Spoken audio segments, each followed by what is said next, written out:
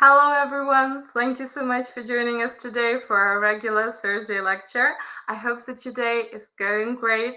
We are thrilled to have you here with us to gain insights into admissions in the United States. Before we get into the nitty-gritty, let me just briefly introduce myself. As some of you may already know, my name is Victoria and I'm the outreach coordinator for the Education USA network here in Ukraine. We are part of the global network of the US Department of State committed to promoting diversity in the US higher education system and building bridges of knowledge across borders. As the official source on US higher education, we offer accurate, comprehensive, and unbiased information about opportunities to study at accredited colleges and universities in the United States. Today, we're going to dive deeper into admission requirements at US colleges and universities.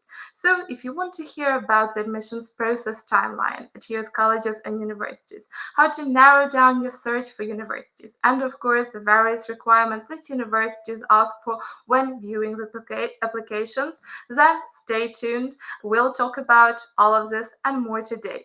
You will get the chance to learn more about American university admissions, scholarship opportunities, and student life from university representatives and a Ukrainian student currently studying at the University of Maryland, Baltimore County. So it is an honor today to welcome our lovely guest speakers, Djill Barr, Associate Vice Provost, Senior Assistant Dean of Graduate Enrollment, and Lorry Smith-Watson, Assistant Director for International Admissions at the University of Maryland, Baltimore County, and of course, our lovely Ukrainian students, Поліни Цигельнікової, a Ukrainian student currently studying at UMBC. Don't miss this opportunity to ask everything you've ever wanted to know and really make your application stand out. So before we get started, I would just like to briefly encourage you to stay proactive and ask lots of questions. We would love to hear from you, so please do not hesitate to reach out.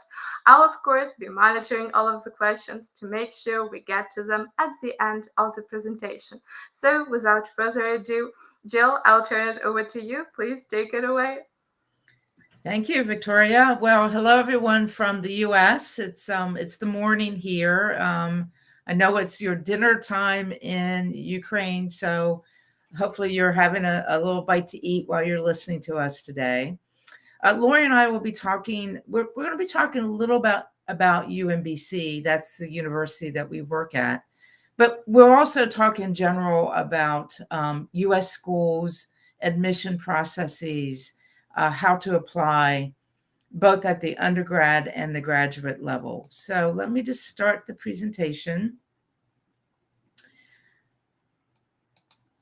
So this presentation focuses on UMBC, but throughout the presentation, we'll be giving general comments about how the admission requirements apply to both our institution as well as other U.S. institutions.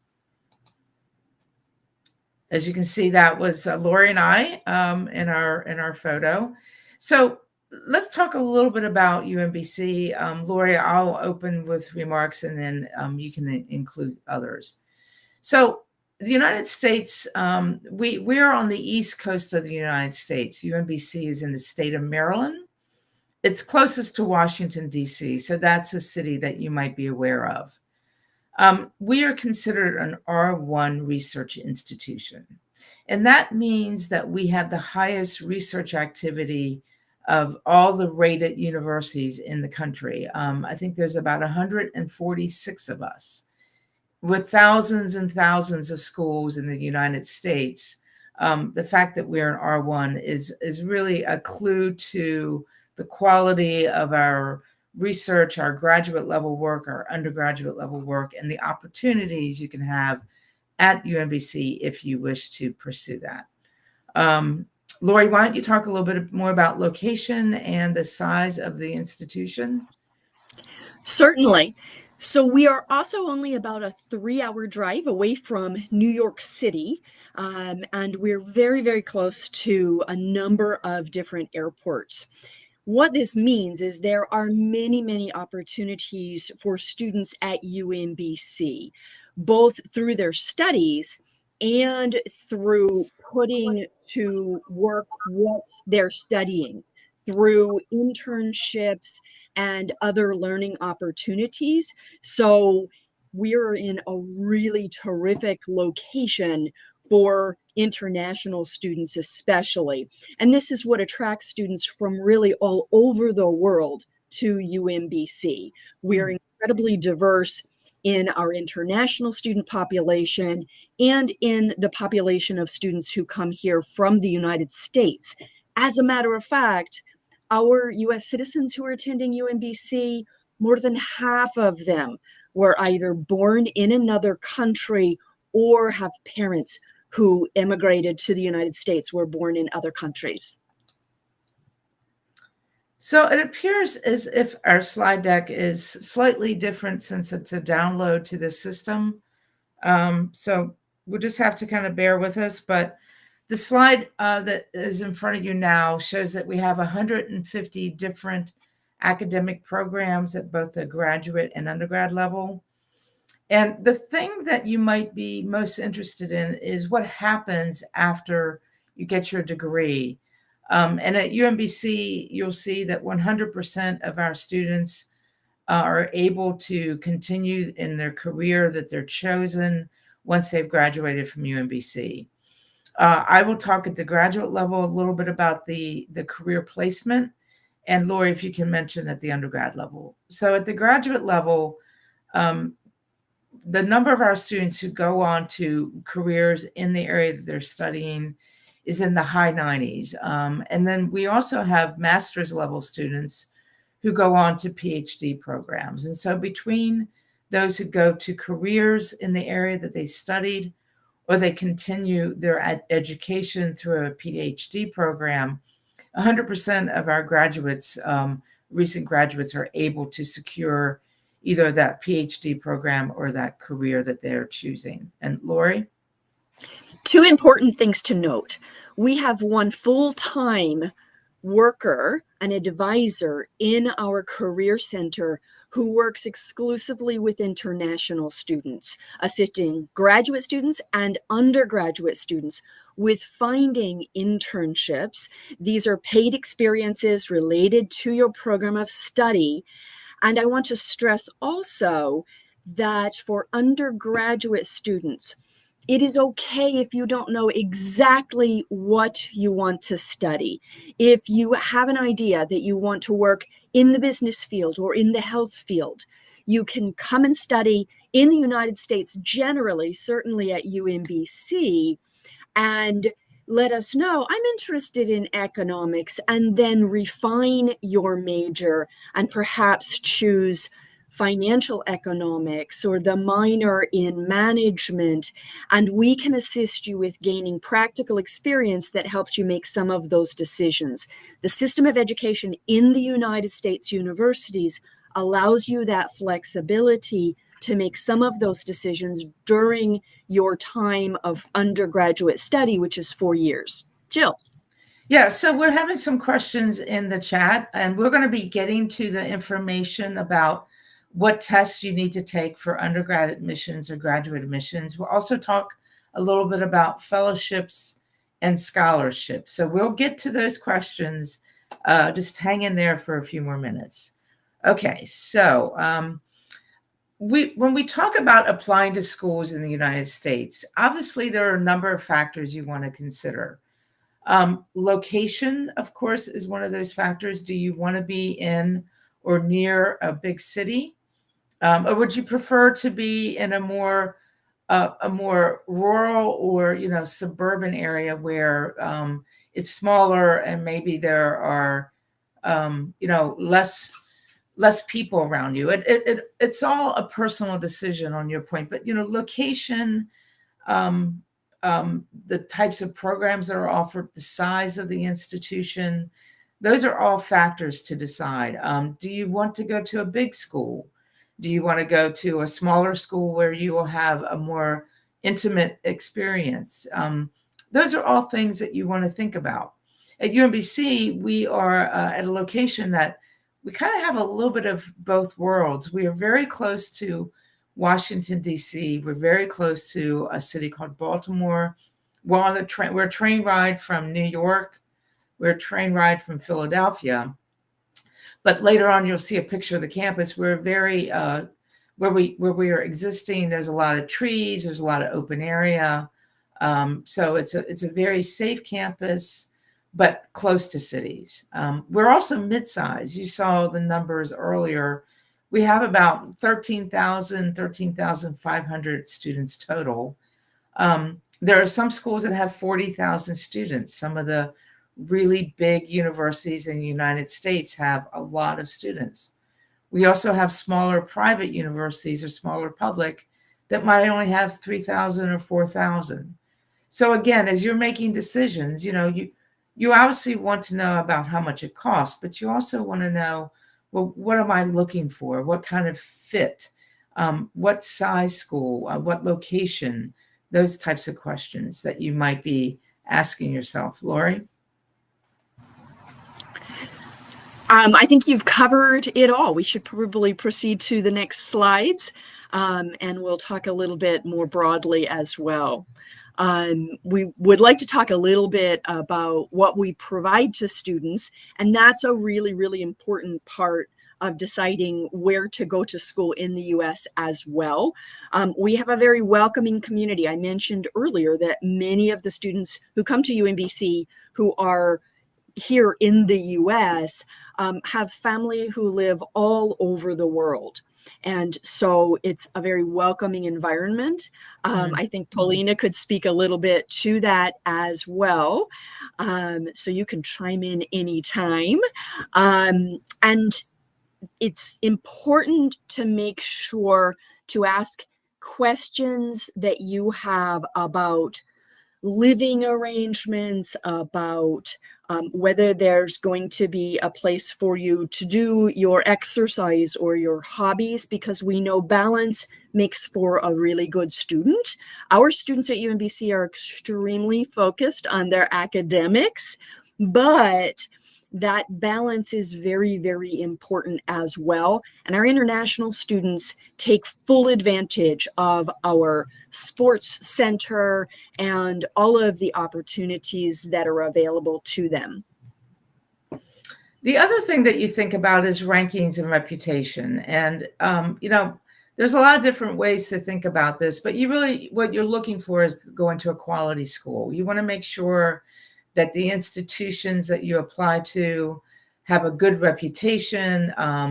They're, ranked. Rankings are, there's a lot of things to say about rankings. They're important, but they're not the most important thing. Really, the most important thing is the community that you join, and do you feel like you're being supported? So, Lori, did you want to add on to that? No. Okay. So there's a lot going on my screen right now.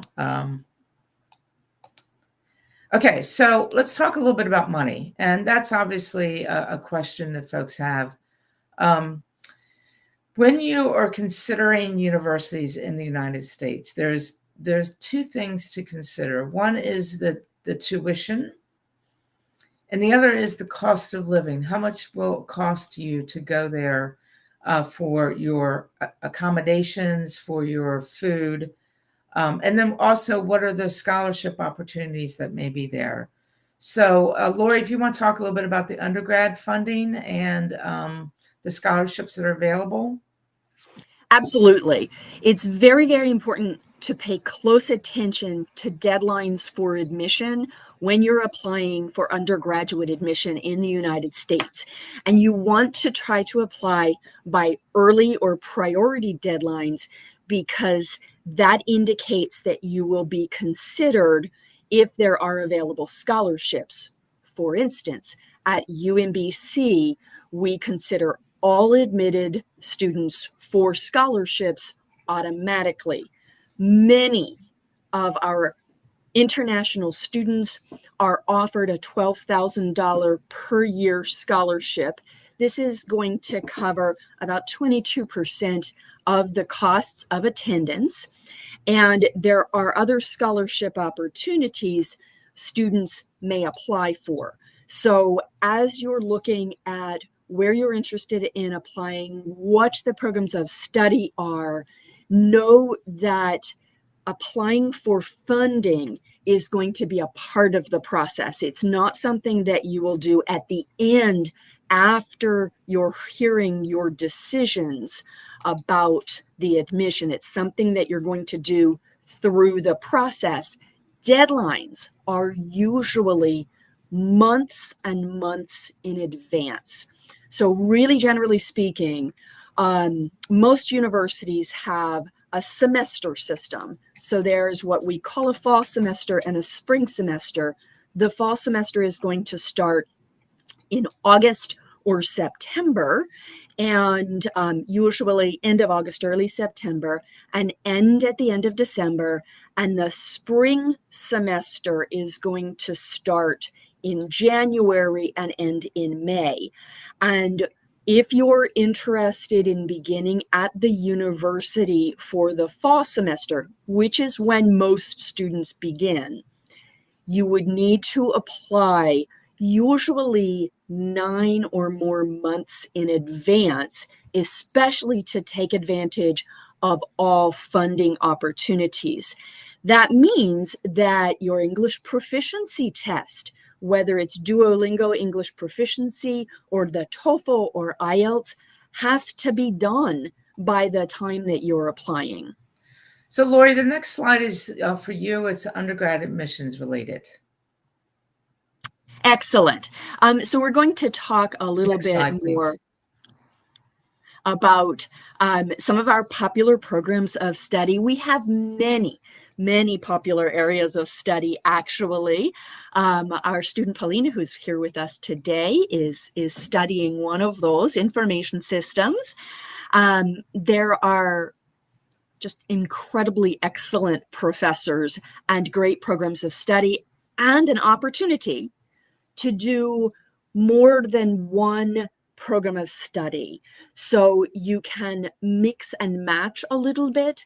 And this is the case at many US universities. So next slide, please. We're going to go to the slide after the next slide. One more. Okay. Terrific. So let's talk a little bit about requirements. It is very important, if you have already attended university, to apply as a transfer student, and if you have not yet attended university, to apply as a first-year student. In addition to the common application, you would submit your transcripts from high school and your English proficiency test result. And those can be sent with your application through the common application, or they can be emailed to the university.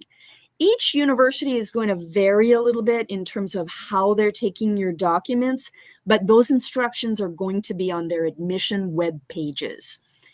If you have attended university and want to come to the US to complete your bachelor's degree, the first university degree, you would want also to have your college or university transcript evaluated by an evaluation service, and those are all listed on our website.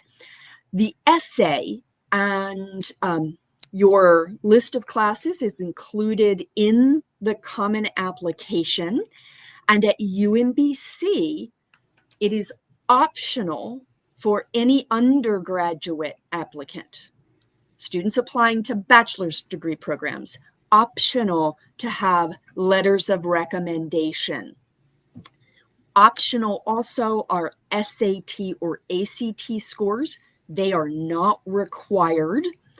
If you would like to share these documents, you may, but you do not have to send letters of recommendation or SAT or ACT when you're applying for undergraduate study at UMBC.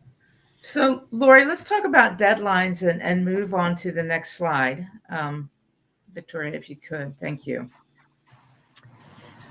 So it is very important to try to complete applications even earlier than these deadlines, if possible, because of the funding process and applying for the F1 visa.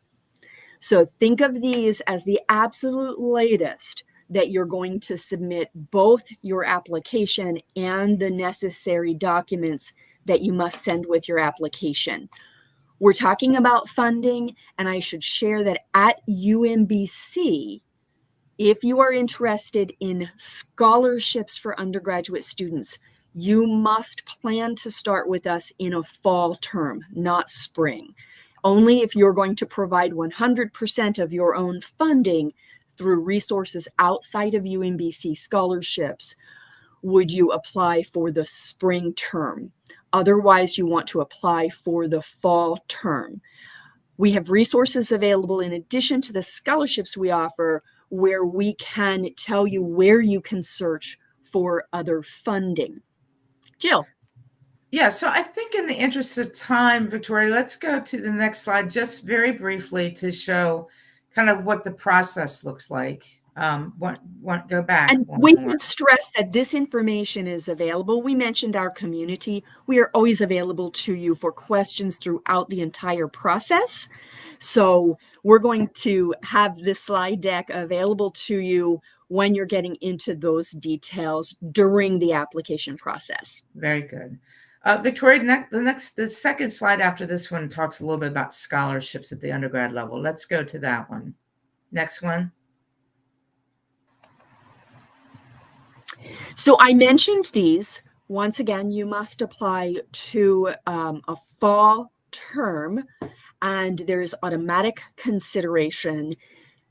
There are some scholars programs that we can provide more information for you that would be a higher dollar scholarship amount and even more opportunities.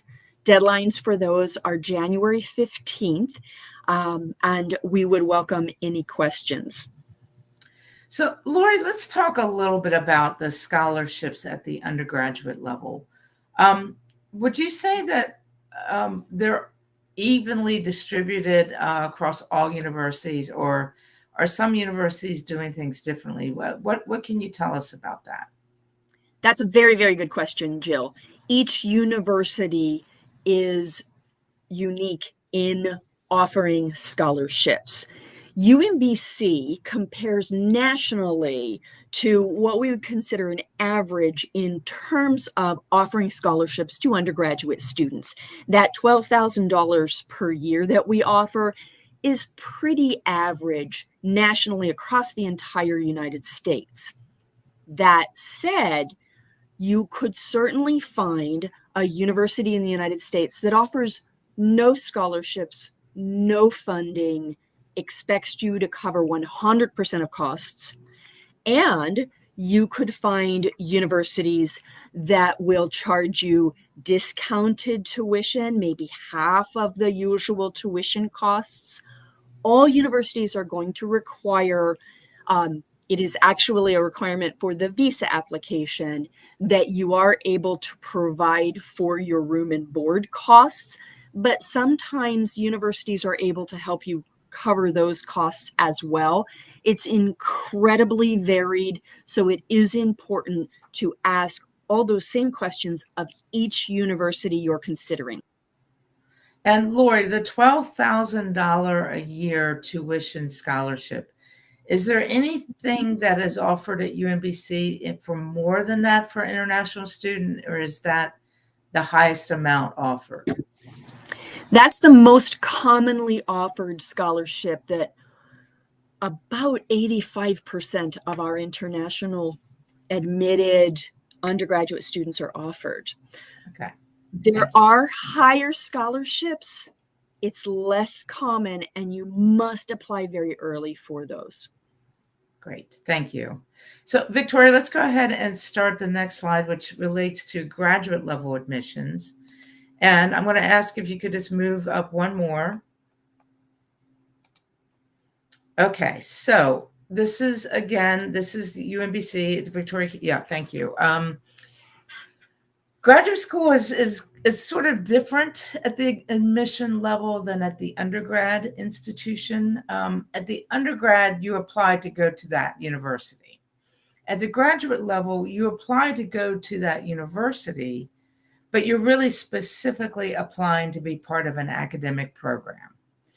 So almost every university that I work with, that I know, if you apply to go to grad school, it's the faculty of the academic program that review your application and determine whether or not you are eligible for admission. And that means that they're going to be looking at the courses you've taken, the grades you've earned, very specifically in the program of study that you're applying to. So, for example, if you're applying to be a computer science major in a master's degree program, the class that you may have taken in, I'm just going to make this up, political science, or maybe a class that you took in maybe in English, for example, is not going to be as interesting to the faculty members as any classes you've taken in the computer science field, the information systems fields. So people ask me all the time, well, what should my GPA be? Well, obviously, the highest grade point average you can have is very important at the graduate level. But it's really most important are the grades that you have received and the training that you have in the field of study that you want to go into. And that's even more true if you're applying for a PhD program. So there are many campuses, there are many universities in the United States that have lots of different graduate programs. There's also medical schools, law schools, there are pharmacy schools, schools of business, schools for dentistry. And so there's all different kinds of graduate schools in the United States. At UMBC, we have 80 graduate programs. These are not law, not business, not medical, but a lot of in the STEM fields, in social sciences, in public policy. We have programs in education, in math and science. So we really cover a lot of different academic programs. And when you apply, again, the faculty of those academic programs review your application. And that's true for almost all graduate schools in the United States. Next slide, please.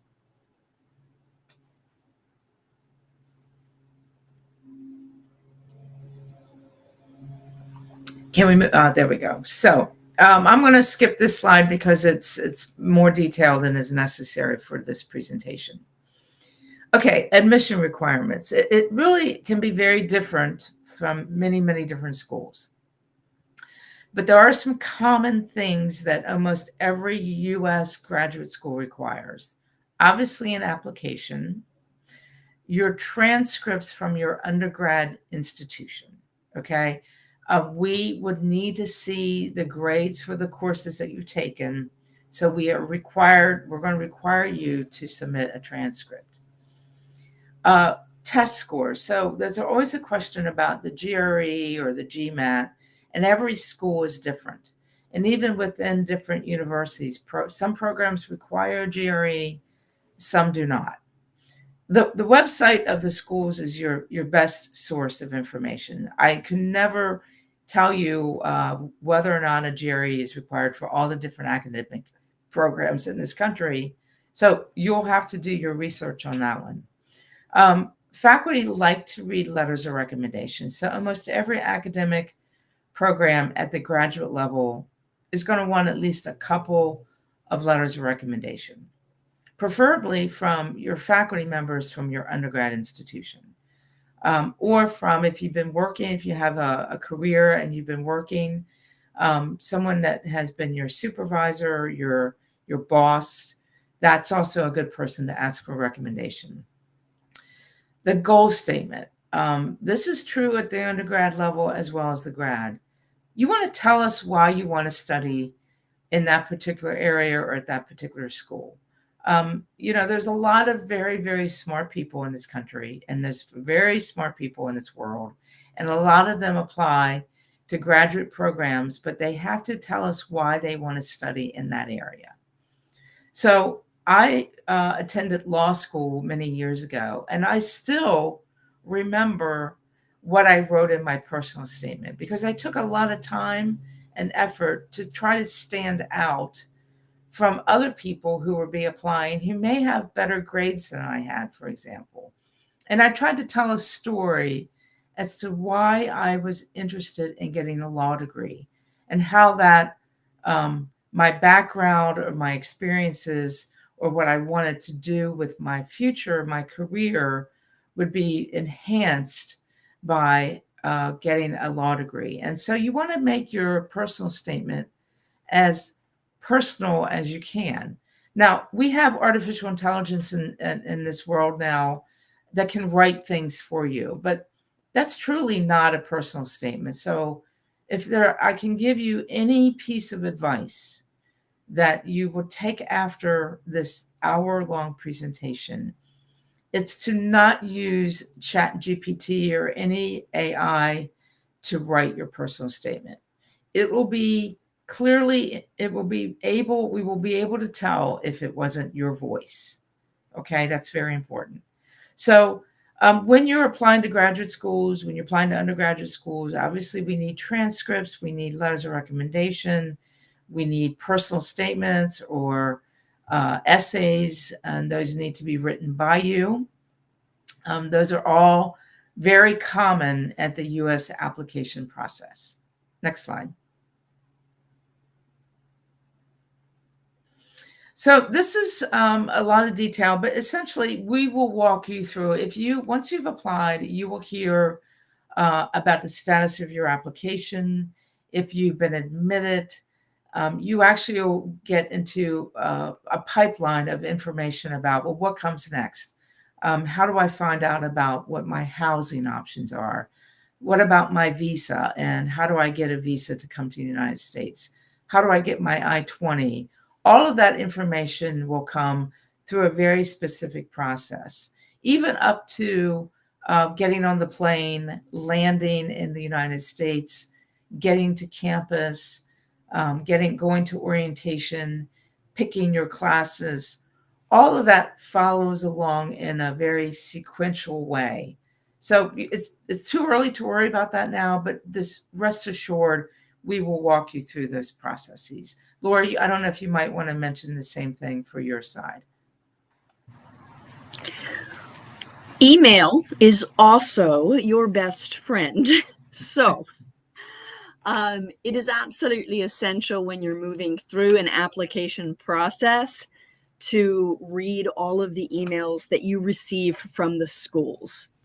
There will be a combination of information.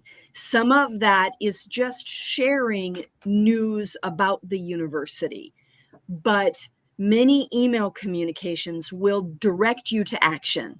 They are instructions for something that at that point in the application or admission or enrollment process, we need you to be doing, and it's very timely. So reading emails is very, very essential. It is also a great way to find out about funding for your education. Very good. Yes. So if we could advance 2 slides. One slide, that's the slide. Sorry. One more back. There we go. So, whoops, no, that's not the one. Let's move to the one that says postgraduate admission tips. That's it. So this is what I was mentioning to you. And this is really what's most important. As you're considering coming to the United States, whether it's for the undergrad or the grad, these are the things that are really important. First of all, whatever school you're applying to, you want to make sure that you comment on your interest in that school. We have had strong applications come in, but the person used the wrong school in their personal statement.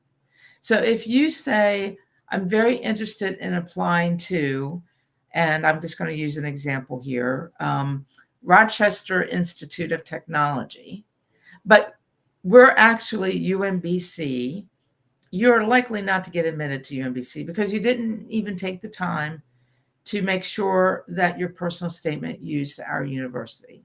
These are some very tiny but yet extremely important things to keep in mind. As I mentioned, your personal statement should be relevant to your background, to your education and your goals. That's a very important part of this.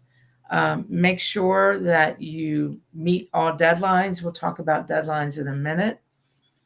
Your recommendations need to be strong, whether they're from your faculty or your supervisor. They really should not be general. And as Lori mentioned, it's really important that you read your emails from UMBC. Next slide. So deadlines. I'm not going to give you deadlines because every school has different deadlines and every academic program. For example, at UMBC, we have many different deadlines for our programs. So you will need to do your research and make sure that you know when the deadline is and apply well before, okay? Some schools will start reviewing applications as soon as they come in. And so if you're in the early group, you might have a higher chance of getting admitted. If your application is near the end and close to the deadline, they may have already reviewed a lot of different strong applications and started admitting people. So, and Jill, I'm sorry please. to interrupt. If I could No. add here, we've talked a little bit about popular programs of study. Let us give you a direct example. At UMBC, we have a very, very good computer science program, undergraduate bachelor's degree, master's degree, PhDs. At our undergraduate bachelor's degree and master's degree level in computer science, it's so popular, it gets full. It's more competitive and it gets full. So you absolutely have to be a very strong student and beat those deadlines, do things in advance, because sometimes, even if you're an extraordinary candidate, if you're the last person to apply at the deadline, you might not be competitive and offered a space for admission. Very good. So we're going to move to one more slide on the graduate, and then we're going to skip ahead to slide 37. It's just as a point of reference for. So graduate assistantships, there's always questions about money. And, obviously there are all kinds of different opportunities at the graduate level to help fund your education. At UMBC, we have two main ways to help fund your graduate education. One is on-campus jobs. And Polina can talk a little bit more about this in a few minutes, but we have lots of opportunities for students to work on campus. And I think the hourly rate in the state of Maryland right now is somewhere around 13. 15. How much is it now? It's $15. $15 an hour. So we have been in the United States really trying to increase the minimum wage for our workers. And so if you get a campus job and you work a couple hours a day, maybe you work 4 hours a day, that would be $60 that you have earned. So campus jobs are one good way to work while you're studying. Also at the graduate level, we have graduate assistantships. Those can be all tuition paid or half tuition paid. They can be pretty competitive, so not every graduate student gets one, but you should definitely look to your faculty members to see if there's any graduate assistantships available. And Polina wants to share a little bit of information here about what her experience has been.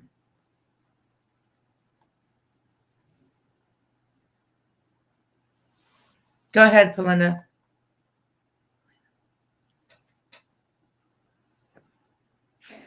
Okay, so should I talk only about job or at all about my way of So if you can applying? talk about your job now, and we're going to talk about the I-20 process and then turn it over to you.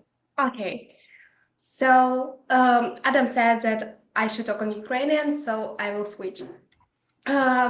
Що касається роботи, я працюю у офісі Центру Global Engagement, тобто я працюю з заявками інтернаціональних студентів та в мене є бос, який дає різні завдання, тому іноді я відвідую івенти та допомагаю в їх організації, іноді працюю з заявками, іноді це якісь також створені презентації як до подобного івенту. Та щось такого плану. Але насправді роботи на кампусі дуже багато, тому що є, по-перше, кампус – це як маленьке таке містечко, тож там є і роботи, які стосуються саме їжі, тобто ми маємо Starbucks на кампусі, Dunkin', та я знаю, що дуже багато інтернаціональних студентів працюють саме там. А також є офіси, які працюють з різним. Я працюю у Administration Building, там, я знаю, є десь 10 різних офісів. Я не можу казати саме які, чесно, я не пам'ятаю. Але на сайті UMBC там є окрема сторінка, де можна подивитися, які заявки є. Та коли ви стаєте студентом UMBC, ви попадаєте під розсилку, тому коли є якісь свободні місця, то зазвичай вони присилаються на емейл. Також, якщо ви живете у гуртожитку, то там також є місця, та навіть що є програма, що можна бути як стафом у гуртожитку, та тоді ви будете жити там безкоштовно. Це також начебто присилали у емейлі. Тож, доволі багато різних варіантів, але з роботою, щоб працювати у Америці, дуже важлива інформація. По-перше, якщо ви подаєте на візу F1, тобто студентська віза, то ви можете працювати тільки на кампусі, але все ж вам потрібна social security, тобто коли ви приїжджаєте до Америки та хочете працювати, вам потрібно спочатку подати на social security, потім його отримати, і тільки потім ви зможете працювати. А також, якщо ви працюєте, то у березні десь треба заповнювати налоги. Тож, ще один момент. Але якщо ви навіть не працюєте, ви все одно повинні заповнювати деякі форми на налоги, але це чисто, щоб регулювати, скільки днів у році ви були у Сполучених Штатах. I guess that's all I can say for now, so Okay. go ahead. Okay. Well, we'll get. We're just a few minutes away from your the rest of this presentation. I just want to touch base on this, and then Lori, I have to step out, but we have a very active international student support office. I heard Polina say I-20 and visa, so I know that she mentioned that. So there will be lots of support for you, not only for getting to the UMBC campus, getting your I-20 approved. We have a very high success rate with our visa appointments. We have 95% of our students who apply for a visa get them. So I know a lot of people worry about that, but we're very successful there. And then we have support for you throughout your career at UMBC, as well as support for career training afterwards. That's through the Optional Practical Training Program, or OPT. Lori, I'm going to turn it over to you because I do have to step out now. Thank you, Jill. That's terrific. Have a great rest of your day. Thank you. So if we could go to the next slide. Polina has shared information about working on campus. Many of our students at UMBC do that. When you arrive to campus and you see students who are dressed in black and gold shirts, those are our school colors, black and gold, as you can see from our slides, and they're guiding visitors around the campus. Those are our campus grit guides or tour guides, and those students are paid to give tours. So there are many jobs. What we find most helpful, most important is, as I was mentioning earlier, connecting our current students to opportunities to practice what they are learning in the classroom, to take a job that is related to their study that they can include on their resume that will help them get a job after they've graduated, whether that is here in the United States or anywhere in the world. And so students are encouraged to work with our Career Center from the very beginning of their enrollment to help to learn about how interviews are done and where the best job opportunities are. And you'll also work with the International Student Services Center to make sure that everything is aligned with your visa requirements. So that is something we're passionate about, we think is incredibly important, and we're going to help you with that. I think that will conclude our slides for today, and we should jump into our question and answers. And Polina and I can share more information about both UMBC and universities in the United States broadly. I know we have some questions about full funding, and I understand those questions. Just as an example, the tuition and fees for an international student, an undergraduate international student at UMBC is about $31,000 US each year. And we offer about one scholarship a year that would cover that. So we don't have many scholarships that would provide what might be considered full funding. It's not really completely full because you do have to make sure there's funding for room and board. Our students at UMBC more frequently will have funding from a variety of sources. So there might be everything from funding from their governments to private sources to, I'm going to say, proper loans. So it is very common in the United States to borrow money for your higher education. There is a list on our website and on many schools, universities' websites of good places to ask for a loan.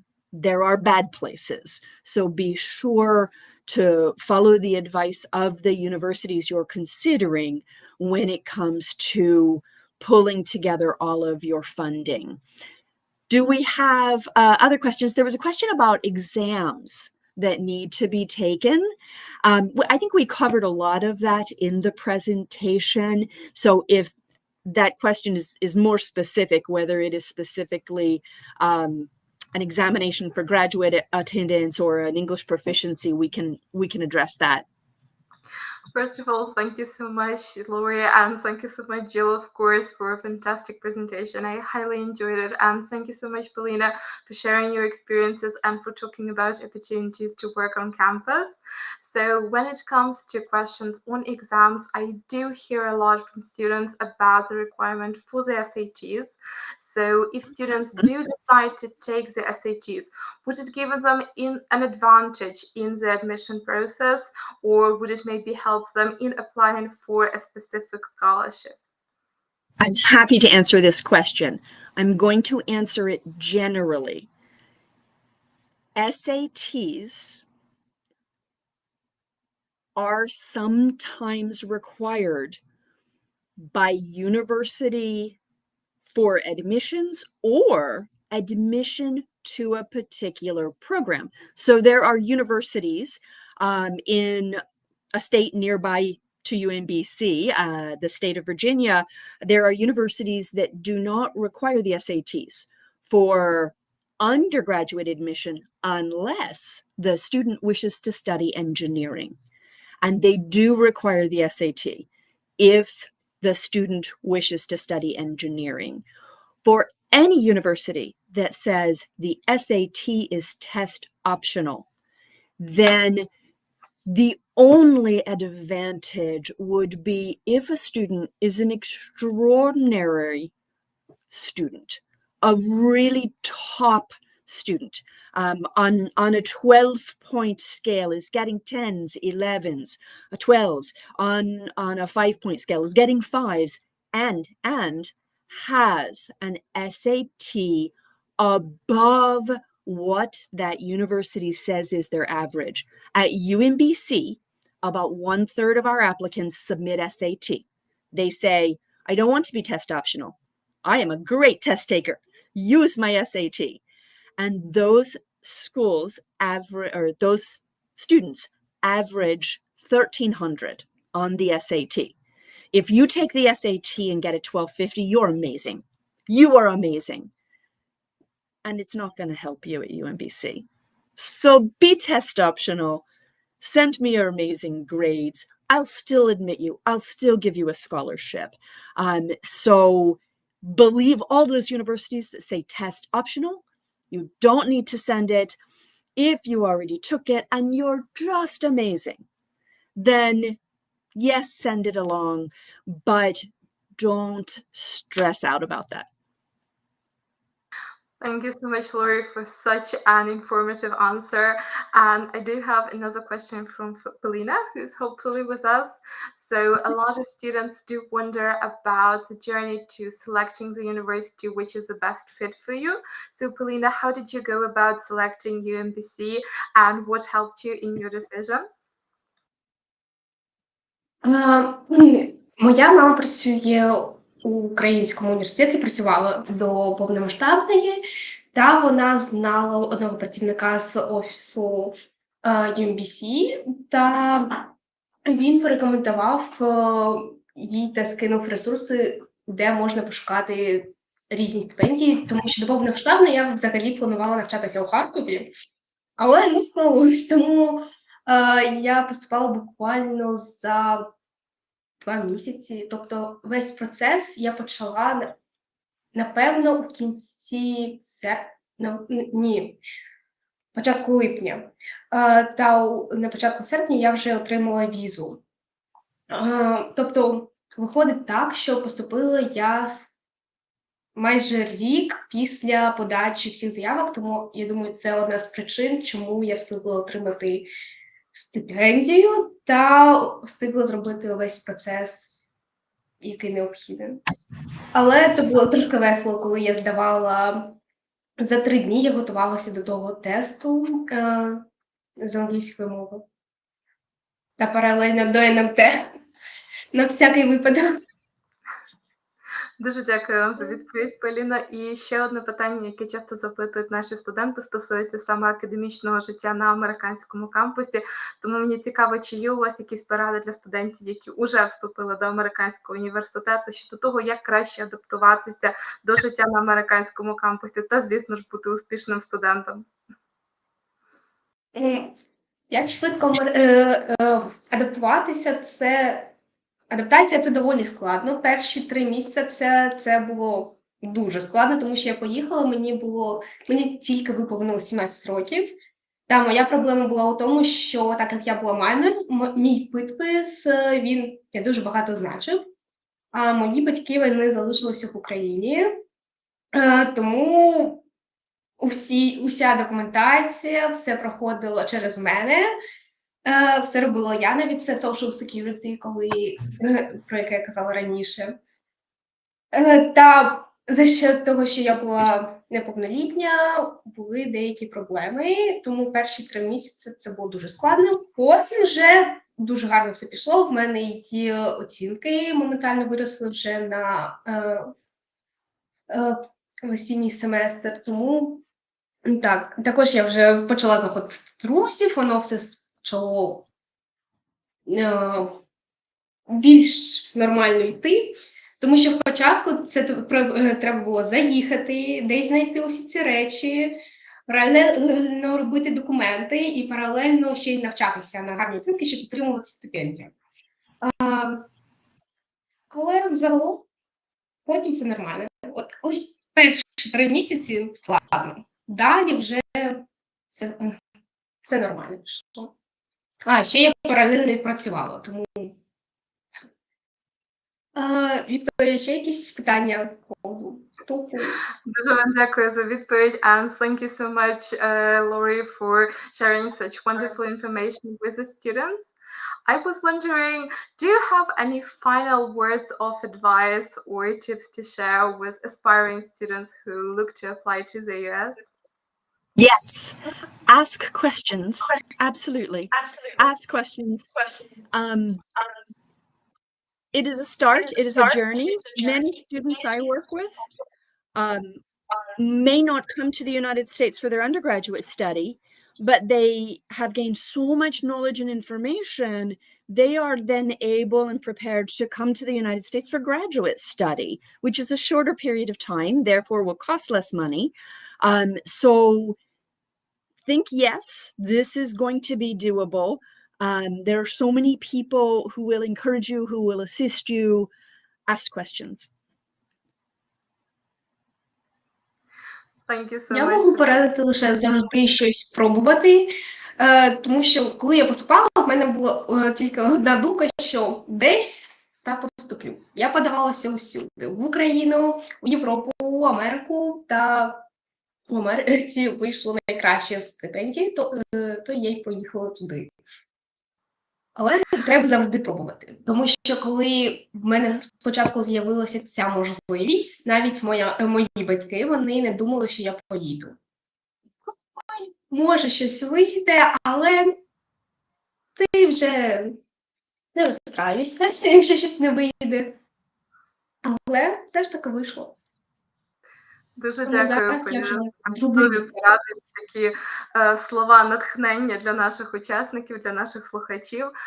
Усіх тих, хто так само, як Поліна, зараз на шляху подачі документів до США, або, можливо, уже навіть вступили, але трішки хвилюються і вагаються щодо того, як їм вдасться адаптуватися на кампусі. Я заохочую вас доєднатися до нашої передвиїзної орієнтаційної сесії і, звісно ж, почути з перших вуст від таких студентів, як Поліна, і також від представників університетів детальніше поради та такі практичні стратегії щодо того, як краще розпочати своє життя як американського студента та, звісно ж, бути успішним у навчанні. Thank you so much to the both of you for a fantastic presentation. I highly enjoyed getting to know you and learning more about UMBC. Polina, I wish you the best of luck in your studies. And of course, to all of our lovely students at home, I wish you all of the best of luck in the application process. Keep believing in yourself, keep working on your applications, and you will make your dream of studying in the US a reality. And of course, if you've already made it in the reality, then please sign up for our pre-departure orientation and learn even more about the ins and outs of life on campus and academic life in the United States. Stay safe and stay with Education USA. Bye!